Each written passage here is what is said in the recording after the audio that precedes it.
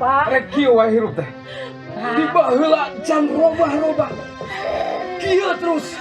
Pak, dangukeun heula. Ieu teh salaras nama sae keur urang.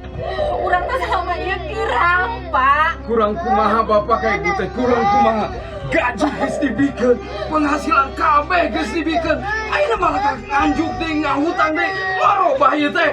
Pak, pasihan waktu satu, Pak. Bapak tuh tong ngerasa segala tong egois. Tong ngerasa segala geus nyukupan. Des, Bapak, Cici, Pak. urus sabudak, urus sabudak mah. Ulah geus lieur. Ya kan, Lieur bisa. udah kan dikumahakeun, Pak. Ibu, kuring kecewa ka ibu. Pak. Beresan kabeh hutang.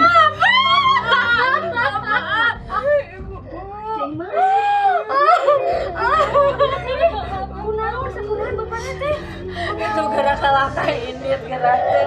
Dan anak kita tanggung jawabnya. Lain bereskeun masalah kalaka ini dengarkan pemajikan jeung anak. Sabar, jangan sabar. Enak sih Dede. Kalau ini cara kamu nih.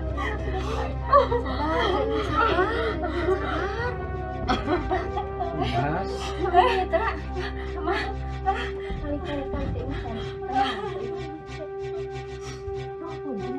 Abi mah juga gorengan. Kunaon Bu Imas, aya naon ieu teh? Duh, Mang. Ini abi mah teu nyangki. Eta bapakna tega ngangkundunkeun abi sareng bararudak. Sepat sangkaan, salah paham ya teh Mang. Pada abi teu wartos. Nambut artos kanggo ngabangun kontrakan teh.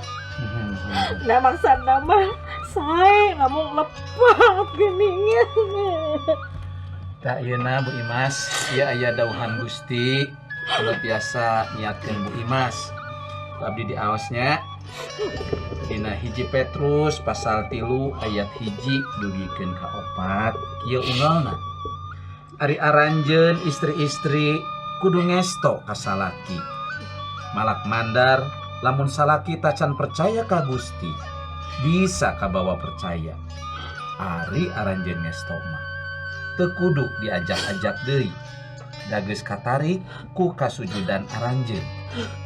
Tembong geulis teh ulah ngan kudangdanan lahir bae. Saperti upamana ku model buuk, ku emas-emasan, ku papakean, lemes budi, titih rintih, lemah lembut, eta kagelisan sajati. Anu moal luntur ku umur, tur kagelisan nu eta anu dipandang utama ku Allah. Kitu dawuhan Gusti Bu Imas.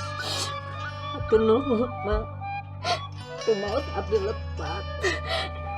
Panginten lanjut teh ngaraos dihargaan ku abdi. Mudah-mudahan kapayun abdi tiasa ngarobah diri. Janten langkung ajri ka pangeran. Hatur nuhun, Mang. Terus diemut